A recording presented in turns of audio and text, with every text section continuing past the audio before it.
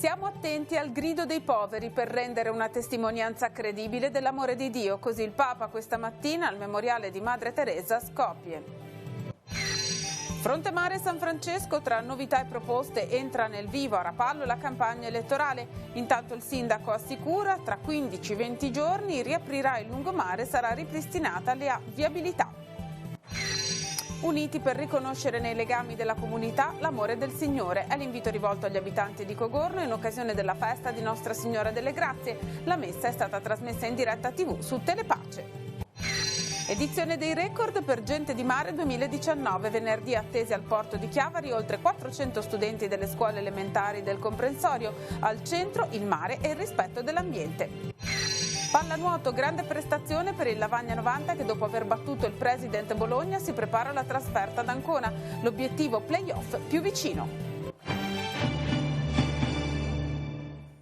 Buongiorno a tutti, ben ritrovati con la nostra informazione. Dunque Papa Francesco questa mattina ha visitato il memoriale di Madre Teresa a Skopje nell'ambito del suo 29esimo viaggio apostolico. Qui il Papa ha elevato una preghiera in onore della Santa, chiedendo al Signore di poter essere anche noi segno di amore per rendere testimonianza credibile alla Chiesa, che ha il dovere di predicare il Vangelo dei poveri. A seguire l'incontro con 100 persone che vivono in stato di povertà, assistite dalle suore missionarie della carità. La tappa di un giorno di Papa Francesco in Macedonia del Nord ha avuto fra i suoi momenti centrali la visita al memoriale di Madre Teresa a Skopje, città natale della Santa, figura di riferimento assieme a San Giovanni XXIII di questo 29esimo viaggio apostolico. Si tratta di una costruzione moderna inaugurata nel 2009 che ospita un piccolo museo con foto, oggetti e alcune reliquie della Santa. Qui prima sorgeva la chiesa del Sacro Cuore di Gesù, distrutta da un terremoto nel 1963. Qui Madre Teresa venne battezzata e qui sentì anche la chiamata di Gesù a seguirlo come religiosa nelle missioni. La prima parte della visita si è concentrata nella cappella della struttura, dinanzi ad una reliquia e ad alcuni suoi oggetti personali.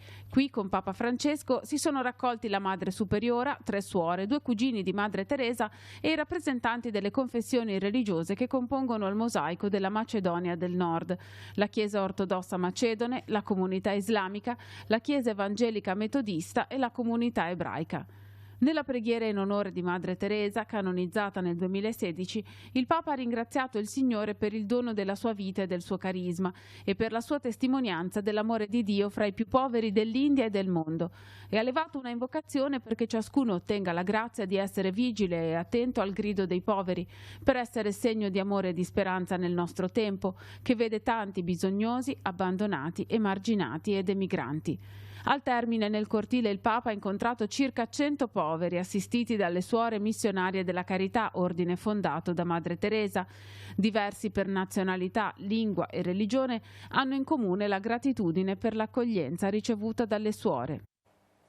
Successivamente Papa Francesco ha celebrato la Santa Messa proprio a Skopje, pronunciando queste parole: Gesù nel sacramento dell'altare e Gesù nel sacramento del fratello. Troviamo la sintesi sul sito Vatican News. Papa Francesco ha esortato i fedeli di Skopje a rispondere all'invito di Gesù e a seguirlo, mettendosi in cammino e superando chiusure e abitudini. Ha portato l'esempio di Madre Teresa, affamata di Dio, che incontrava nell'Eucarestia e nei poveri. La comunità cattolica della Macedonia del Nord, ci spiega Vatican News, riunisce in sé 2 antiche tradizioni liturgiche, quella latina di Roma e quella orientale di Bisanzio.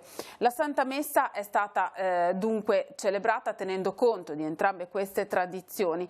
Ricordiamo che tra l'altro è solo l'1% la presenza dei cattolici nel paese, dunque sono 3.660 nella sola diocesi di Skopje su 2.340.000 abitanti. Qui però in occasione della Santa Messa si sono dati appuntamento, sono convenute circa 10.000 persone provenienti anche dall'Albania, dal Kosovo e dalla Croazia. Un servizio più ampio nel corso del telegiornale di questa sera.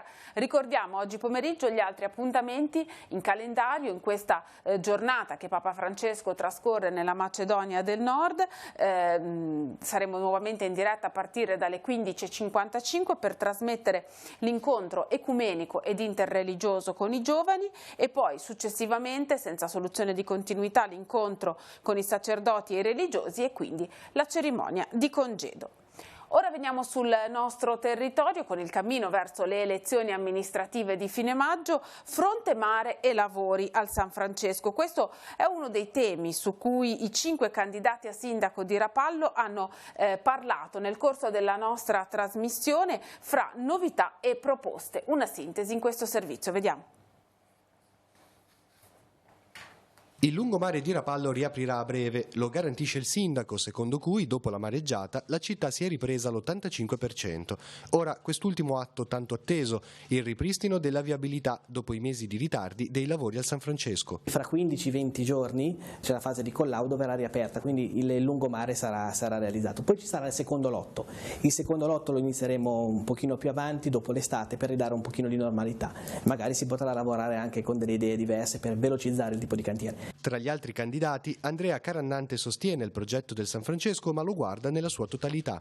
È un progetto globale, bisogna demolire i ponticelli di viabetti privati che sono assolutamente inadeguati e pericolosi e trasformare la zona rossa, che oggi è viabetti, in zona gialla. Se Carannante chiede poi un ripensamento di tutto il fronte mare, con un potenziamento delle spiagge libere, nella stessa direzione va Isabella De Benedetti, che propone anche un pontile in asse con il chiosco della musica e polivalente. E che termina all'estremità con una piattaforma galleggiante che in caso di eventi, di manifestazioni eccetera può essere ampliata agganciando altre piattaforme galleggianti per rendere questo spazio un vero e proprio palco sul mare. Mauro Mele chiede di attingere dal concorso nazionale del 2005 che diede svariate idee per il fronte mare di Rapallo e sottolinea una proposta per il lungomare. Come abbiamo scritto nel programma per il fronte mare, per renderla più scenografica basterebbe studiare una bella illuminazione sullo stile di quella di Santa Margherita, magari con delle illuminazioni anche artistiche sulle facciate. Sandro Sansò spinge invece verso una rivoluzione del porto, con scelte mirate ad attirare in città chi arriva con la barca e, perché no, ad inquinare meno il golfo. Perciò barche piccole,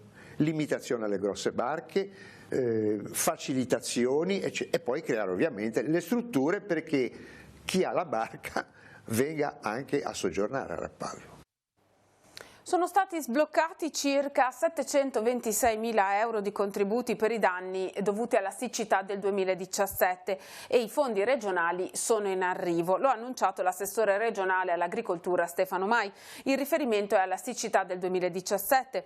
La Regione 2 anni fa raccolse le domande per i danni dovuti a questo fenomeno nel comparto zootecnico, che vennero quantificati per circa 1.300.000 euro. A fronte di uno stanziamento statale di 36.000 euro, gli uffici dell'assessorato regionale iniziarono a cercare fondi nel bilancio dell'ente.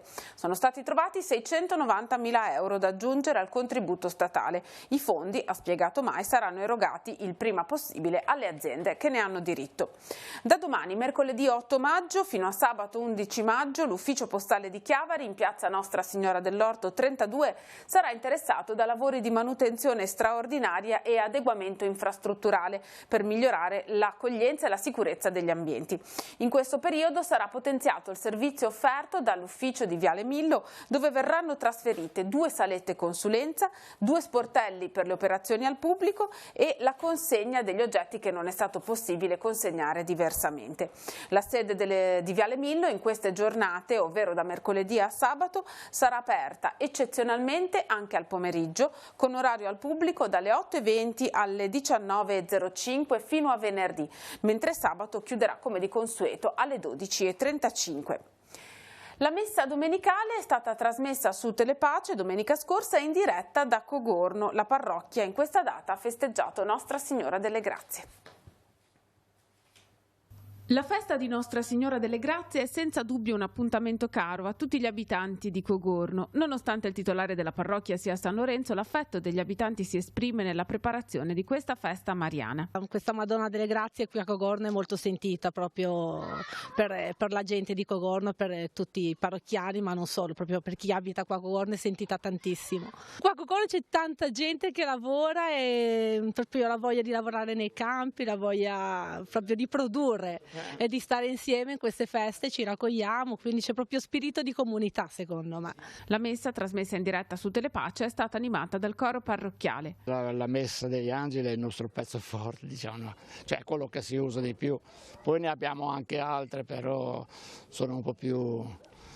bisognerebbe provare un po' di più, diciamo, ecco, comunque. È il primo anno che abbiamo un bel gruppetto di bambini alla messa così dall'altare e veramente io mi ricordo che gli anni scorsi era proprio un deserto. Invece quest'anno c'era un bel gruppetto e speriamo che da quelli venga fuori i prossimi coristi e i prossimi degli anni futuri, diciamo. Ecco. Però dai, ci impegniamo a fare le prove, facciamo il possibile nel nostro piccolo. Non sembra, ma cercando. Assolutamente. Ma Fabio, tu la tua passione per la musica quando nasce? Da quanto tempo è che suoni così? Avevo 7-8 anni, ho imparato, ho fatto i primi 2 anni giù alla Marchesani, poi io non sono un maestro, mi arrangio, però lo faccio per la comunità, ecco. La messa solenne è stata presieduta dal vicario generale della diocesi, Don Stefano Mazzini, che traendo spunto dalla liturgia domenicale ha invitato a riconoscere l'elemento decisivo perché la vita non si inaridisca in un passato sterile. Il legame, la relazione reciproca che si intesse nella comunità, luogo fisico e spazio per riconoscere proprio in quei legami la presenza del Signore che cerca sempre i suoi figli. In una comunità dove ognuno è un soggetto a sé stante si fa fatica a trovare sempre punti di armonia. Il Vangelo ti invita sempre che c'è sempre qualcosa, qualche punto in cui mettersi in armonia e basta solo applicarlo e renderlo vivo. E penso che sia la cosa alla base. Senza di quello penso che non esista niente, perché il mondo d'oggi, secondo il mio parere, siamo diventati un po' troppo individualisti, ognuno pensa un po' a se stesso e basta. Invece questo ritrovarci insieme, questo conoscerci e aiutarci, penso che sia, come ripeto, alla base di tutto, di tutto. Sì, penso che come diceva il vicario nella predica, che sembra una cosa banale, ma il volersi bene poi è la chiave proprio per andare avanti, per la quotidianità e per tutte le nostre cose. La Regione Liguria ha lanciato la campagna di vaccinazione anti-pneumococco che sarà gratuita per tutti i nati nel 1954. Lo pneumococco è un batterio che vive innocuamente nel naso faringe di molti di noi, ma approfittando di un indebolimento delle difese immunitarie può essere responsabile di varie malattie come polmoniti, setticemie, meningiti e otiti. Sono più vulnerabili gli anziani, i bambini nei primi 3 anni di vita, le persone con malattie croniche e le persone indebolite da trattamenti farmacologici. Le malattie da pneumococco sono prevenibili con la vaccinazione. Tutti i soggetti nati nel 1954 mai vaccinati contro lo pneumococco hanno ricevuto una lettera con invito a vaccinarsi presso uno dei centri vaccinali dell'ASL 4 o nello studio del proprio medico di famiglia gratuitamente.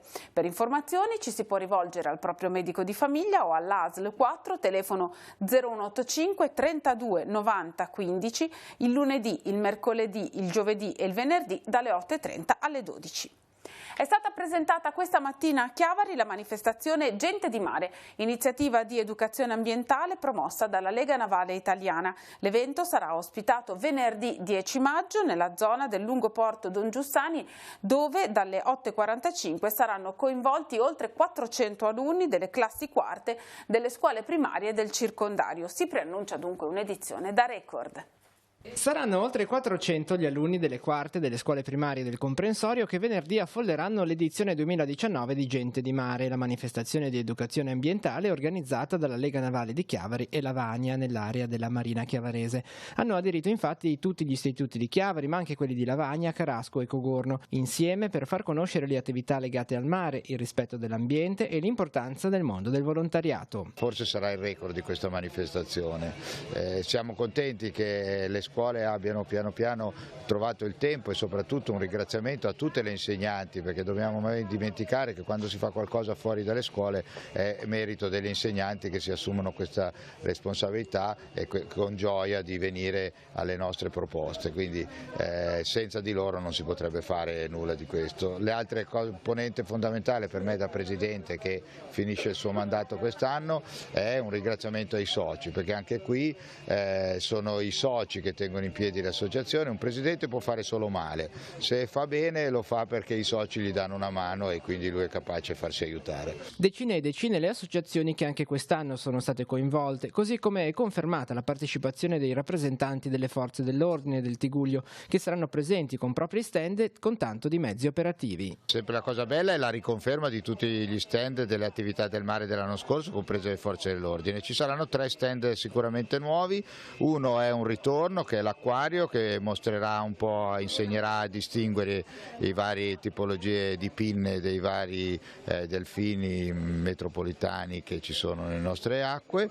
L'altro è il Panathlon, che è per noi molto importante, perché il Panathlon è un po' quello che unisce nello spirito dello sport tutte le attività sportive. E poi c'è sicuramente il WWF, ma soprattutto c'è l'associazione di Greta che con dei suoi rappresentanti sarà presente per quella lotta di difesa dell'ambiente che stanno sviluppando i giovani, e questo è un messaggio per noi non più giovani molto importante. Il piccolo coro Emiliani di Rapallo, realtà nata 5 anni fa all'Istituto Emiliani dei Padri Somaschi di Rapallo, cerca nuove voci da inserire nella formazione.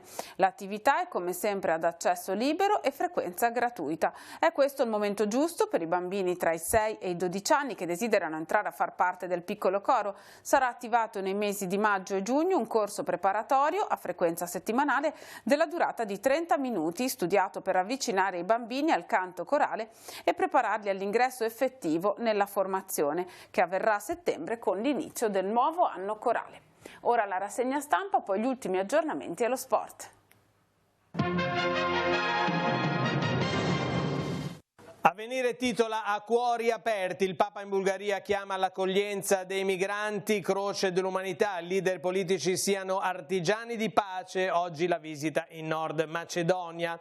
E invece siamo alle vicende della politica interna, Siria operazione sospetta, la procura apre una nuova inchiesta, domani il caso del sottosegretario in Consiglio dei Ministri, Lega e Movimento 5 Stelle verso un'intesa sofferta. E poi c'è la trattativa tra Stati Uniti e Cina, Trump terremota l'Asia annunciando dazi più alti. Povertà dei bimbi, dramma nascosto, solo il 19% del reddito di cittadinanza va a nuclei con minori. E poi la bambina ferita, la Napoli dei giovani si ribella alla camorra. All'interno di Avvenire, terzo settore, sfida identitaria, Rocca di Croce Rossa dice tutelare e sostenere il volontariato vuol dire preservare e rafforzare l'Italia e l'Europa dai nostri operatori minacciati alle case famiglia, aumentano i casi di violenza un tempo inimmaginabili. Appunto l'intervista al presidente della Croce Rossa, che dice anche: percepiamo un sentimento di crescente timore per il diverso e per lo straniero, di sospetto per chi si adopera in favore degli altri, eppure generosità e assistenza sono iscritti nel nostro DNA. Il Secolo XIX titola Carige, le banche italiane danno l'ok a BlackRock, l'incognita ora è Malacalza, il fondo interbancario intende convertire il bond e salirà al 43%, gli americani chiedono più tempo per accordarsi con la famiglia Malacalza, aumento di capitali di 720 milioni e gestione affidata alla società degli Stati Uniti. E poi l'acciaio in crisi, ArcelorMittal taglia, produzione ridotta, i sindacati ora sono in allarme per il futuro dell'Ilva a Genova, Taranto e Novi Ligure. E poi la fotonotizia è un maschietto, il Royal Baby, Harry e Meghan ora cercano il nome. Il Salone del Libro è scontro sulla presenza della casa editoriale di Casa Pound, il museo di Auschwitz con loro dentro, siamo fuori noi, il commento di Marcello Sorgi, la soluzione volendo esiste già, la legge Mancino. E sempre dalla prima pagina del Secolo XIX, la storica azienda di orologi Trebino rifiuta l'offerta cinese, nessun ristorante nella storica fabbrica. E poi Boscaglia, l'allenatore della Virtus Entella, il tecnico della promozione, dice: ho sempre creduto nel sogno dell'Entella in Serie B. Nelle pagine interne del Secolo XIX, nel Levante, il rappallese Storace nominato alla guida di Anfas Liguria, aggredimenti, rinnovo dei contratti e poi aumento dei costi e nodo sul tappeto, la riforma del terzo settore, in città arriva uno sportello in via La Marmora, il 15 di maggio verrà aperto l'Anfas Point nella ex Pesa Pubblica, il locale di proprietà del comune. Anfas si è aggiudicata il bando per la locazione quinquennale. E poi domani a Chiavari verrà presentato un libro a fumetti sulla morte e sulla notte della Repubblica, sulla morte e il rapimento di Aldo Moro. Domani a Luzzati la presentazione del caso Moro di Magnasco e Arzeno con l'ex caporedattore del Secolo XIX Marco Peschiera. L'incontro è promosso dalla scuola, cioè dalla Luzzati, e dall'Associazione Verità per Giulio Regeni. Per gli aggiornamenti andiamo in redazione da Andrea Capitani. Grazie Emanuela, buongiorno a tutti. La cronaca: uno straniero di 33 anni irregolare è stato arrestato a Seste Levante dalla polizia di Chiavari perché è ritenuto uno dei diretti responsabili dei furti messi a segno negli ultimi giorni a danni di esercizi commerciali e stabilimenti balneari della riviera di Levante. Nella sua abitazione, oggetto di perquisizione dopo il fermo, sono stati rinvenuti e recuperati oggetti della più svariata natura, fra cui capi di abbigliamento ancora etichettati, televisori, apparati elettronici, derrate alimentari e bottiglie di alcolici e superalcolici. Parte della merce rinvenuta è stata già restituita ai legittimi proprietari che ne hanno effettuato il riconoscimento, mentre la restante parte è attualmente visionabile nei locali del commissariato di Chiavari in attesa di essere riconsegnata agli aventi diritto. Il responsabile dei furti è stato associato al carcere di Marassi, a disposizione dell'autorità giudiziaria. Sono attualmente in corso ulteriori accertamenti per identificare i suoi complici. Al momento sono 7 gli episodi di furto accertati e attribuiti al sodalizio criminale. È tutta te la linea. Grazie, siamo allo sport, alla pallanuoto. In Serie 1 femminile, vittoria della Rapallo Pallanuoto nella vasca del Kelly Milano per 18-11. Rapallesi terza in classifica a 43 punti. In Serie 2 maschile, grande partita del Lavagna 90 che ospitava al Parco Tigullio il president Bologna, diretto dall'ex mister dei lavagnesi Marco Risso. La squadra di Martini si è imposta per 10-6, aggiudicandosi punti preziosi che assestano i lavagnesi al terzo posto in classifica a quota 39 punti. Sabato prossimo il Lavagna giocherà nella vasca dell'Ancona, diretta antagonista per i play-off. Le interviste a fine gara di Luca Castagnola. Una bellissima partita, com'è andata? La partita è partita subito, diciamo, molto difficilmente, eravamo sempre lì gol a gol, è stata un'ottima partita, ci siamo difesi molto bene, devo ringraziare la difesa perché ha fatto un ottimo lavoro e poi in attacco è stata strepitosa, quindi un bel 10 direi.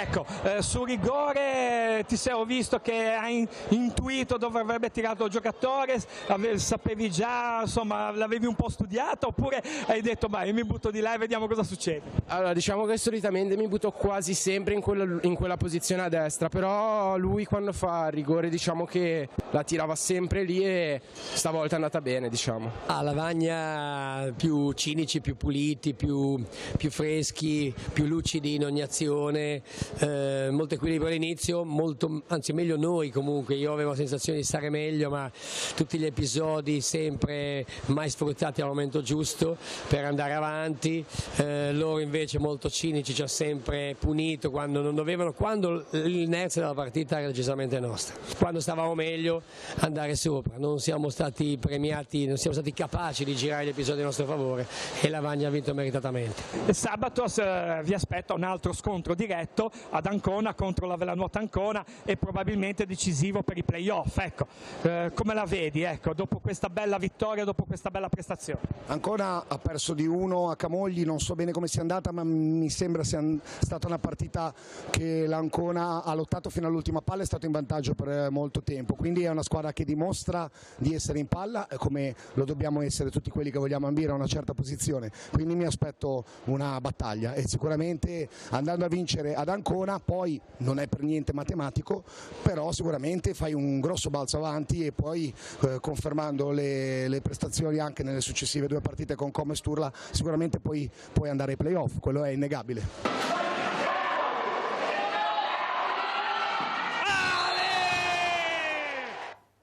E concludiamo con la Serie B, sconfitta del Rapallo nella vasca della Dinamica per 10-7, pareggio del Chiavari in trasferta a Firenze per 7-7. Con lo sport terminiamo questa edizione di TV Gli Oggi, vi ricordo che la prossima andrà in onda alle 19:15 e che trovate tutte le notizie sempre aggiornate sul nostro sito teleradiopace.com e al canale 187 Telepace News. Grazie per averci seguito, buon pomeriggio a tutti.